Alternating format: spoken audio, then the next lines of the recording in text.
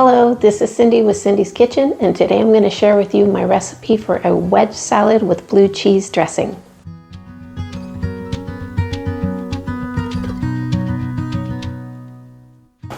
Okay, a little story time. Long time ago, when I was about 11 years old, long time ago, I have a cousin that I met for the first time and the last time. I don't think I ever saw her again. But anyway, I was 11 years old. She came to visit the family. It was awesome.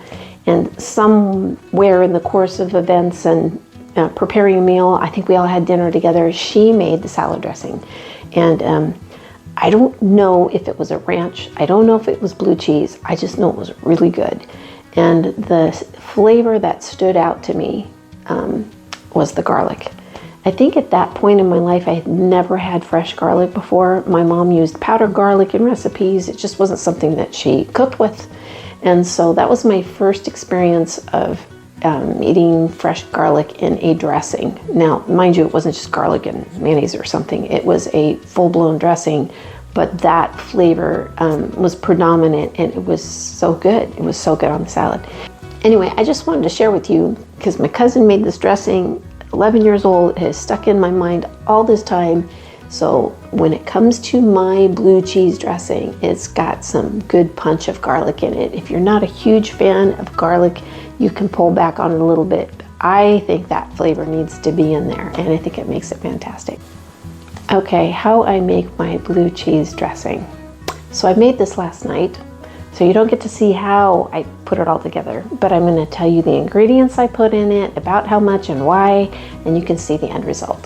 First off, not all mayonnaise is created equal, and there is mayonnaise in this. I use Best Foods. I don't get paid to say that. I've been eating Best Foods my whole life, and anytime I've ever bought a sale brand or a different brand, it just never tastes the same. And when you're making dressing, the mayonnaise matters. I think it actually changes the flavor and the taste of it. So that's my recommendation. If you have your favorite, go ahead and use whatever favorite you like, but definitely don't use Miracle Whip. Just so you know, it's not really mayonnaise, it's a dressing in itself. So it makes it kind of funky and it's kind of weird. So stick with a good mayonnaise. So about 3/4 cup of mayonnaise, about 1/3 cup of buttermilk, and give or take, depending on how thick you want your dressing, about 1/2 cup of sour cream, some fresh chopped garlic. I used 2 to 3 cloves. I really like the garlic, but if you're not a real big fan of strong garlic, you might want to pull back on that a little bit. Mustard powder, about a teaspoon or more of mustard powder, depending on that flavor. If you like that flavor more in there, I think that mustard powder and the garlic, very key ingredients. You want to put some lemon juice in there as well. I cut it in half and squeezed about half a lemon in there or so. You're going to need to put a teaspoon of Worcestershire sauce in there. Hope I said that right. Let's just call it W sauce. 1 teaspoon of W sauce.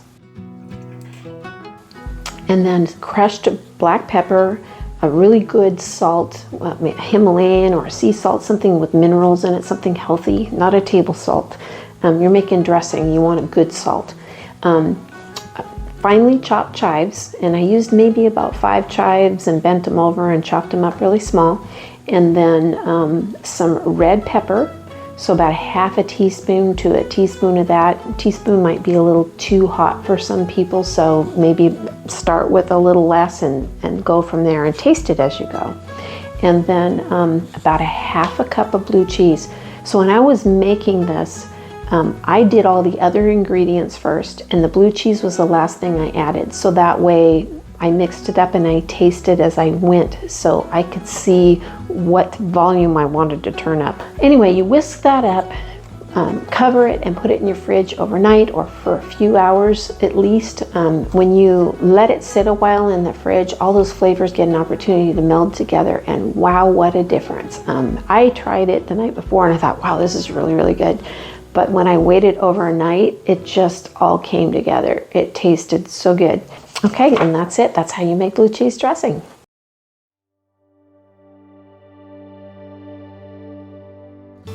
Okay, so the wedge salad. You're going to need a head of iceberg lettuce, and you want to take the outer layers off wash it really good, and then cut the end off of it, and then cut the whole head into 4 quarters.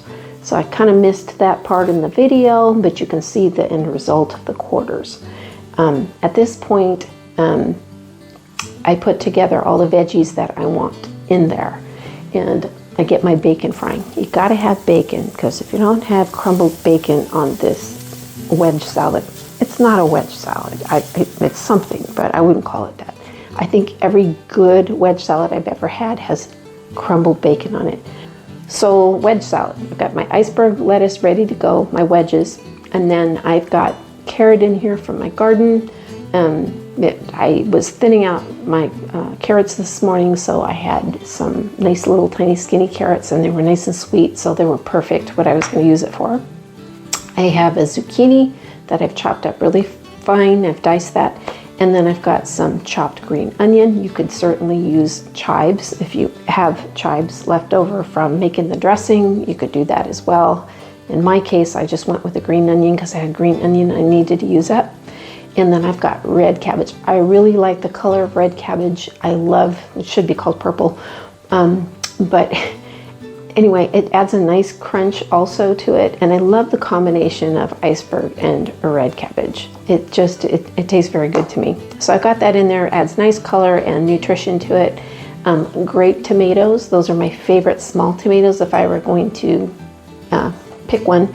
But if you like cherry tomatoes or any kind of tomato, your favorite tomato, just chop that up, and that can go on there very nicely. And then crushed pepper and salt.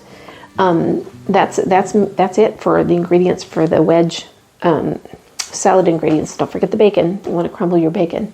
But you put it together, and what I do is I put the wedge of lettuce down, and then I pour the dressing on it, and then I put the toppings on top of that so they stick.